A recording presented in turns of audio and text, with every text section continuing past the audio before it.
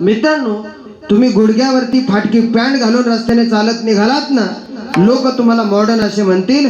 पण याच महाराष्ट्रामध्ये एखाद्या मुलानं किंवा एखाद्या मुलीनं अंग भरून वस्त्र घालून जर रस्त्याने चालत निघाले ना दादा, महाराष्ट्र नव्हे अरे अख्खा भारत देश म्हणेल की अरे हे माझ्या छत्रपती शिवाजी राजांचे मावळे.